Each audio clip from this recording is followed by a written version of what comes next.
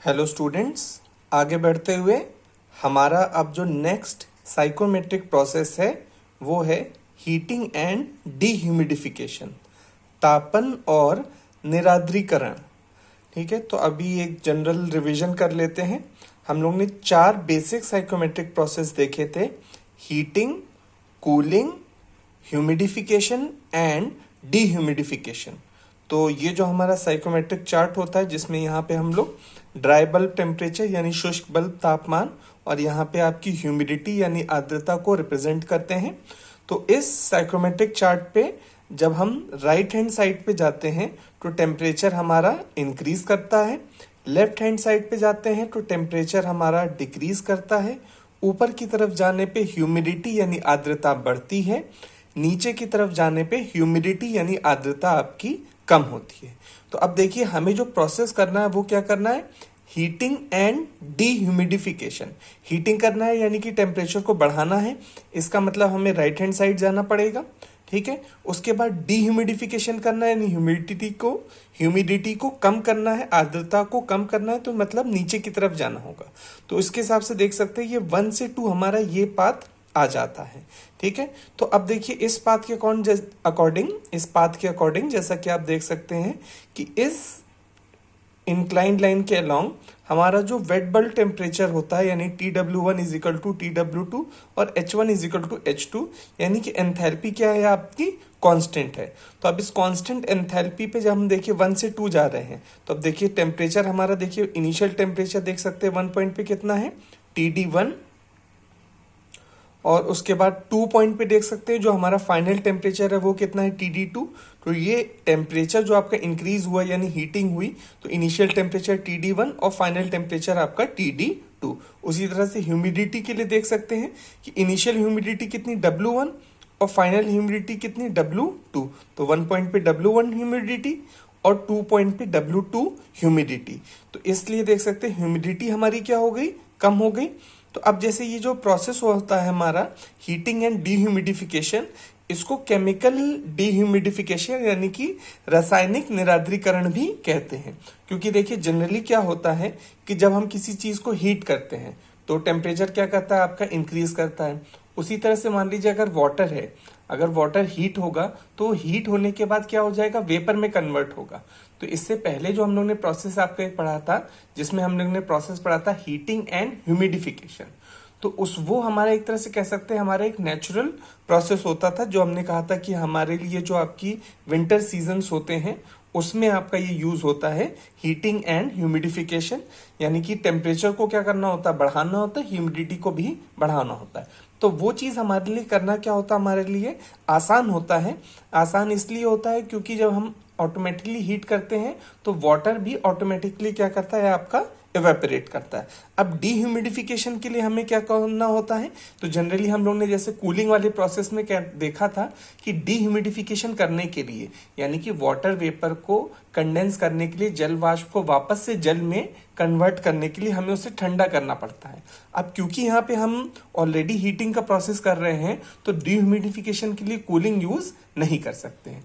तो अब यहाँ पे हम लोग, जैसा हमने आपको बताया, क्या करते हैं, केमिकल यानी रासायनिक डीह्यूमिडिफिकेशन करते हैं। तो इसको इस तरह से समझ सकते हैं बहुत आसानी से कि कई सारे आपके ऐसे केमिकल्स होते हैं जो कि आपकी नमी को क्या करते हैं, एब्जॉर्ब करते हैं। इसका सबसे सिंपल और क्लियर एग्जांपल है आपका नमक यानी कि सॉल्ट, NaCl। तो NaCl आपको पता है बरसात वगैरह की सीजन में अगर खुला रह जाए तो वो नमी को क्या कर लेता है आपका, एब्जॉर्ब कर लेता है। तो बरसात वगैरह के सीजन में आपकी जो नमी, तो बरसात वगैरह में जो हमारी नई नमी होती है यानी कि जो आपका रेनी सीजन में जो आपकी ह्यूमिडिटी होती है वो ज्यादा होती है, तो जिसकी वजह से वो जो NaCl होता है वो इजिली ह्यूमिडिटी को एब्जॉर्ब कर लेता है। अब यहाँ पे भी देख सकते हैं क्योंकि हमारी ह्यूमिडिटी ऑलरेडी ज्यादा है और हम उसको क्या करना चाहते हैं, आपका कम करना चाहते हैं। तो 2 चीजें हमें यहाँ पे करनी पड़ती। हीट करने के लिए आपका यहाँ पे एक हीटिंग कॉइल होगी जिसकी हेल्प से हम लोग इससे क्या करेंगे, आपका हीट करें। ठीक है, और डीह्यूमिडिफिकेशन करने के लिए हमें कोई आपका ये केमिकल यूज करना पड़ेगा। ठीक है, जिसकी हेल्प से हम लोग इसको क्या करेंगे, आपका डीह्यूमिडिफाई करेंगे।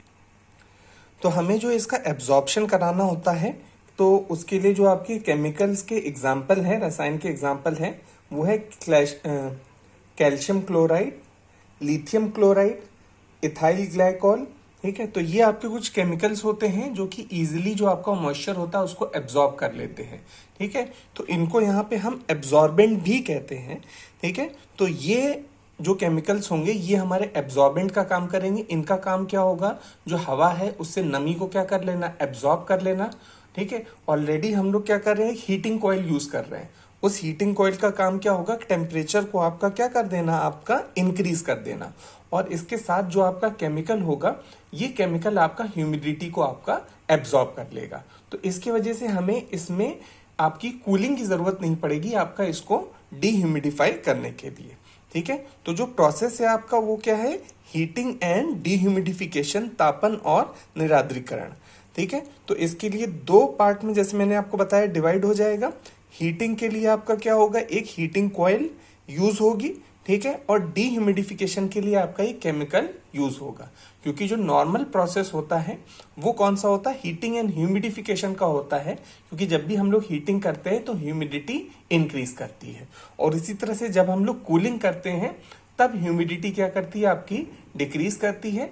मगर अगर हमें ऐसा साइकोमेट्रिक प्रोसेस चाहिए जिसमें टेम्परेचर क्या कर रहा हो, बढ़ रहा हो, और ह्यूमिडिटी आपकी घट रही हो, डिक्रीज कर रही हो, तो उसके लिए हमें ये दो कॉम्बिनेशन यूज करना पड़ता है, एक हीटिंग कॉइल और साथ में आपका एक केमिकल, ठीक है। इसकी जो रिक्वायरमेंट होती है वो कई सारी आपकी इंडस्ट्रीज में आपकी यूज होता है, ठीक है। तो ये जो कई सारी इंडस्ट्रीज होती हैं इसमें इस तरह का एनवायरनमेंट हमें चाहिए होता है जहाँ पे टेम्परेचर क्या हो, आपका ज्यादा हो, और जो ह्यूमिडिटी हो वो आपकी क्या हो, आपकी कम हो, ठीक है। हम ह्यूमन कंफर्ट के लिए हम लोग ने बात करा था, ह्यूमन कंफर्ट के लिए जनरली हमें ह्यूमिडिटी जो है वो कम चाहिए होती है और टेम्परेचर ज्यादा नहीं चाहिए होता है, टेम्परेचर भी आपका साथ में कम चाहिए होता है। तो ये जो हीटिंग एंड डीह्यूमिडिफिकेशन का प्रोसेस है ये हम लोग ह्यूमन कंफर्ट के लिए यूज नहीं करते हैं।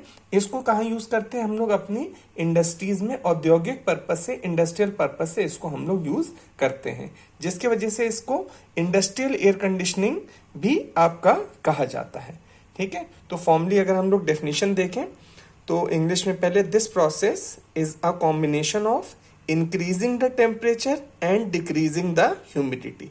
तो हमें क्या करना है, टेम्परेचर को इंक्रीज करना है और ह्यूमिडिटी को डिक्रीज करना है।